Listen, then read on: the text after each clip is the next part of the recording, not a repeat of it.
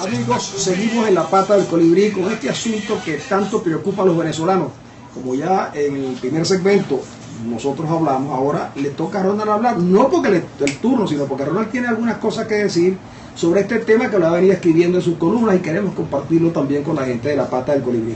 Yo, en el segmento anterior se generó la sensación de que, una sensación, por cierto, correcta, de que el bloque opositor, ante la crisis de gobernabilidad, ante la crisis partidaria, la crisis país que tiene el gobierno, la oposición tiene una mano ganadora. Y yo tengo varias semanas, cuando escribí diciendo que el bloque opositor, la Unidad Venezuela, está fijando la agenda. Inclusive yo decía que tenía que ir a más. Pero decir esto hay que ser muy cuidadoso porque se puede generar la sensación de que el gobierno está derrotado, de que el gobierno está arrinconado, de que el gobierno está rendido, de que el gobierno está pidiendo cacao, cuestión que no es verdad. Yo estoy de acuerdo con lo que dice Darwin. Vamos a un desenlace. Esta situación va a tener un desenlace. ¿Cuándo? No lo sé. Pero el gobierno todavía puede manejar la mano derecha y la mano izquierda para quedarse sentado en Miraflores a infinito, no, y nos tocará a los demás, en todo caso lo va a sacar. Una pregunta, Ronald, ¿cómo movería el gobierno la mano izquierda o la derecha? El gobierno puede mover mano derecha y mano izquierda, y el siguiente puede seguir con su represión selectiva, puede seguir si marchen, protesten, esto, todo lo que ustedes quieren. Una operación de desgaste. Una operación de desgaste, cánsense, aparece Maduro en cadena todos los días diciendo estoy ganando, estoy triunfando, y salen todo el radicalismo y todos los tuiteros a decir, viste que Maduro dijo, como hacen con Diosdado Cabello, que se burla del país. Y yo soy de los que digo que el programa de Diosdado Cabello es el más visto y más oído de la televisión venezolana. Sí, pero es el que todo el mundo está pendiente porque en sintonía sí. Porque es que inmediatamente que empieza a hablar Diosdado, ¿viste lo que dijo Diosdado? ¡Qué barbaridad lo que dice Diosdado! Yo lo que trato de decir es que llegó el momento en que el bloque opositor, la Unidad Venezuela, tiene que hacer política con P mayúscula, tiene que hacer propuesta país, y tiene que hacer, como decías tú fuera de cámara, tiene que hacerle una propuesta al gobierno de una salida a todo esto que está pasando dentro de su agenda. ¿Por qué? Porque aunque no lo crean, el gobierno se puede mantener ad infinitum en esta situación y el país para abajo, para abajo, para abajo y para abajo.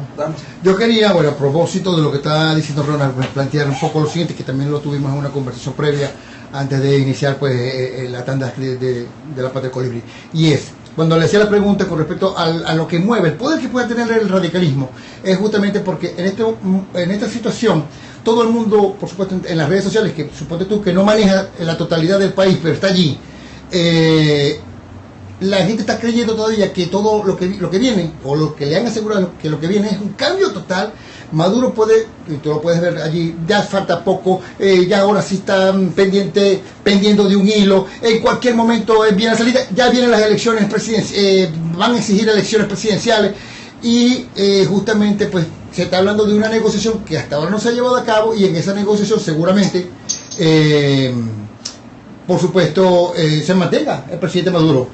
Yo creo que parte de lo que has estado hablando justamente con respecto a lo de la transición con perdón, ¿no? Y justamente a la gente, y yo sé que la gente, la mayoría, esto lo va a tomar como una traición. ¿Cómo lo tomarías tú? Hay muchas preguntas que te quedan en el aire. Por ejemplo, te quedan en el aire, Por ejemplo, ¿hasta dónde me voy a llevar esto? Hasta una situación, ¿cómo queda la situación económica, por ejemplo? Una situación económica. ¿Cómo lo tomaré yo? No, yo no. No es lo que yo quiero. Tú como ciudadano de este país, de este domicilio, ¿cómo tomarías tú que te dijeran hay un acuerdo, una negociación donde se desconfiaría? Yo lo acepto. Yo lo acepto. Yo también. Pero fíjate lo siguiente. El asunto está en que decir que el gobierno se puede quedar es exactamente igual a decir que el gobierno se puede ir. ¿Por qué? Porque efectivamente hay condiciones objetivas que están allí sobre la mesa y que impiden que el gobierno gobierne.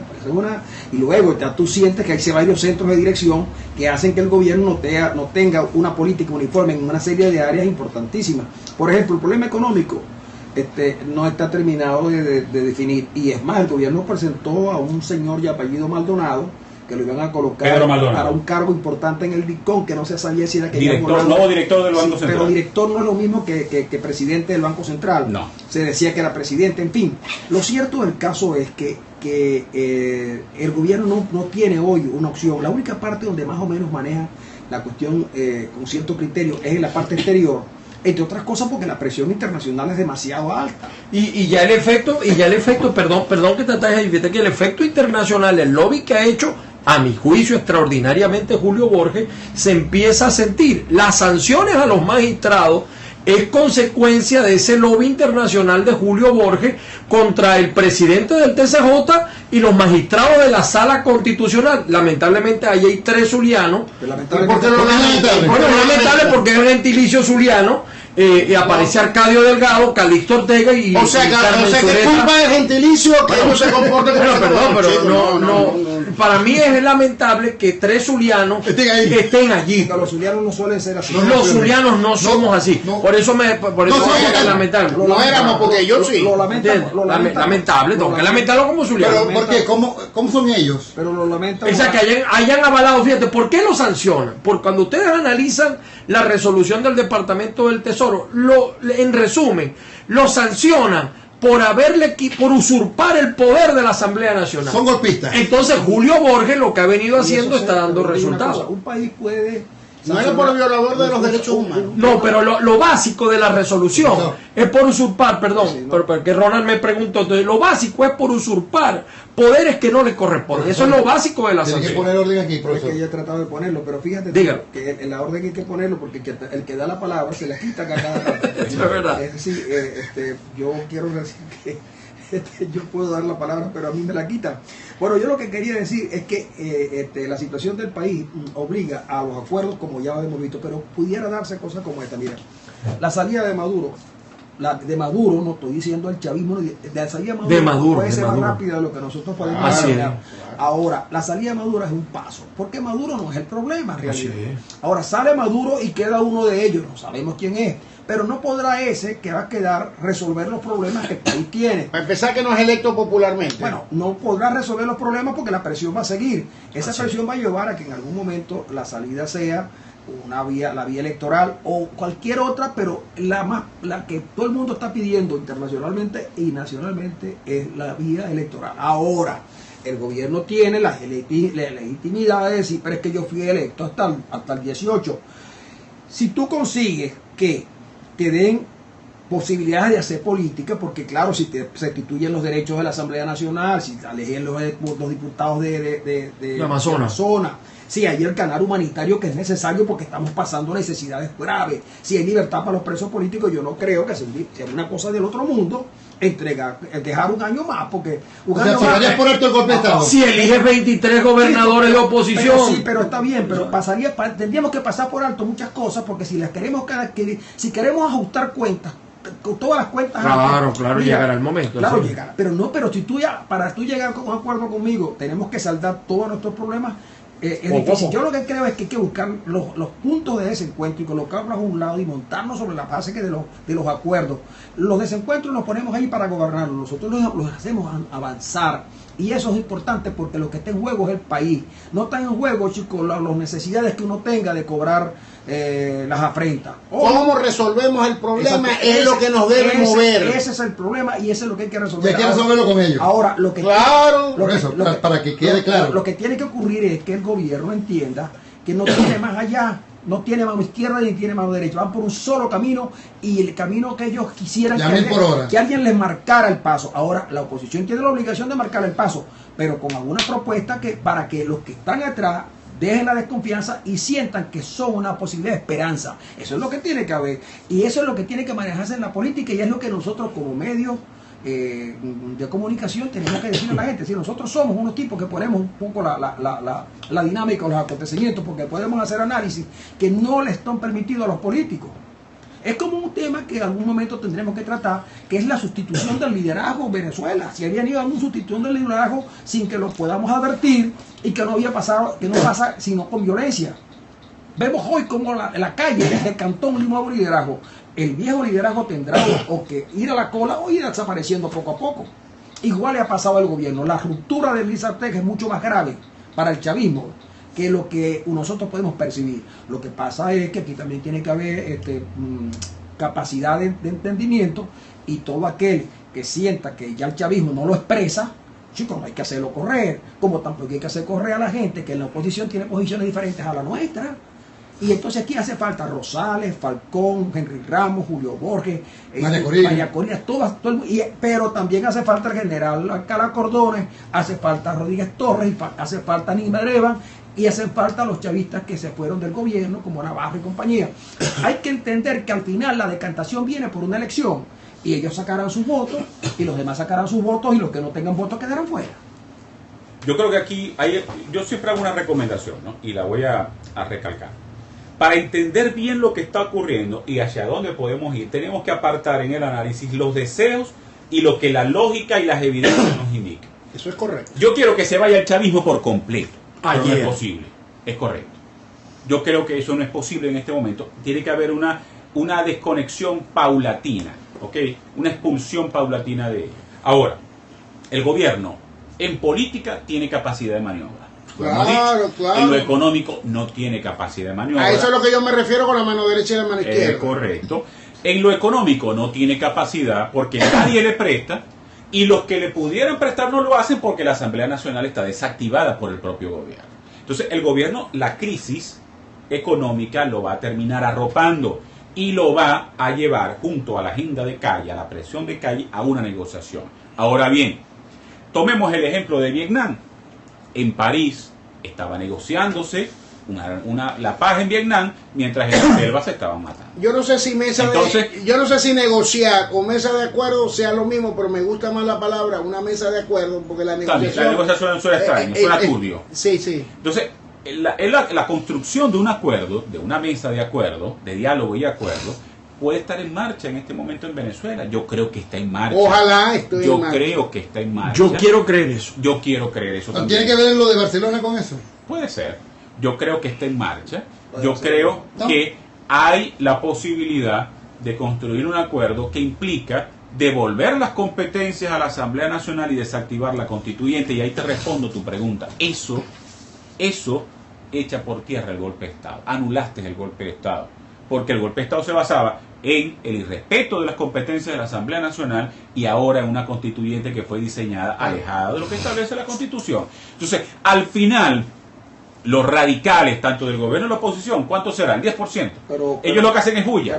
Pero al final, la mayoría aceptará un acuerdo que permita comenzar un proceso que facilite una transición, para mí, con perdón. Porque si seguimos en la teoría del todo o nada, si no nos aniquilamos, no vale de nada, no vamos a hacer Una pregunta. Todo o nada es igual a nada. Una transición con perdón implica Maduro hasta el 2018 con el mismo Tribunal Supremo y con el mismo Consejo Nacional Electoral. Pero aguanta un momentico. Pero es que tú eres muy radical en esa pregunta. Pero está bien, pero pudiera ser. Bueno, es una pregunta. Pero yo te voy a hacer una afirmación. Yo te la voy a responder. Sí. Porque resulta que si tú haces un acuerdo para que Maduro llegue al 18, la Asamblea Nacional tiene que funcionar como tal. Porque para que la Asamblea Nacional funcione y la prueba de los créditos tiene que estar legitimada. El gobierno acepta. Ahora, el gobierno sabe que no puede volver a ponchar la figura del desacato.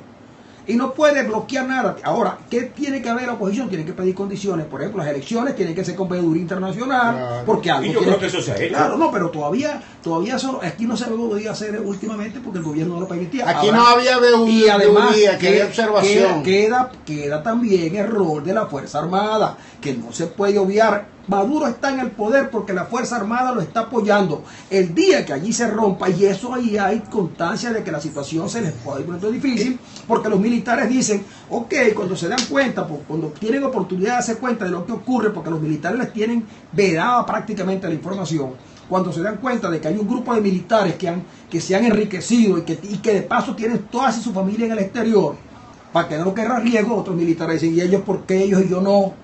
eso hay que administrarlo políticamente y se debe estar moviendo. Ahora bien, y hay que construir allí. Sí, pero el gobierno ahorita anda buscando que alguien le tire una tabla de salvación. No tiene posibilidad, porque la lógica militar se impuso a la lógica política. La lógica política se impuso a la lógica económica. Y no resultó, porque los problemas económicos no te resuelven con la política. Y como la política no pudo resolverlo, entonces van para la lógica militar. Sino eso que del Táchira, los muertos, la preparación de los francotiradores y las reuniones que hay contra los militares para tratar de enfrentar en la calle la insurrección. Eso es la lógica militar, que tampoco tiene salida. Porque pueden matar unos cuantos más de los que han liquidado. Pero ¿tú crees que Padrino López y el alto mando militar van a correr con la responsabilidad de ese juzgado internacionalmente? Yo creo que no. Entonces aquí lo que tiene que ver, como decía Ronald hace un instante, es políticos que propongan cosas, incluso para los militares, porque no es que queremos salir de esta dictadura, es que no queremos nunca más dictaduras en Venezuela, de ningún signo. Hay que recurrir mucho a la historia, guardando la distancia. El edicto de Teodosio, que permitió a los cristianos la oficialización por parte de Roma. ¿También estaba ahí? No estaba ahí, por si acaso. Pero fíjate, ¿quién pudo matar más cristianos que los romanos? Y después los papeles se revirtieron, ¿no? Roma asume bajo una negociación política de Constantino. Le devolvieron la pelota con la Inquisición. Claro, entonces, pero fíjate, guardando la distancia, yo creo que a los radicales hay que insistirles en ese discurso de que tenemos que avanzar. Los radicales lo que necesitan es un líder que les hable y les explique las cosas. Fíjense que los radicales hoy día ya no están dentro de Venezuela, sino desde el exterior. Los radicales de aquí, los voceros de aquí, están todos, no digamos alineados, o anónimos. Yo sé cómo se arreglan los radicales, pero primero nos vamos a ir a una pausa. Hoy te levantas airada, protesta desencantada, no sirvieron para nada las palabras de Simón. Cuando se consolide la unión, me iré tranquilo al sepulcro dándole mi bendición.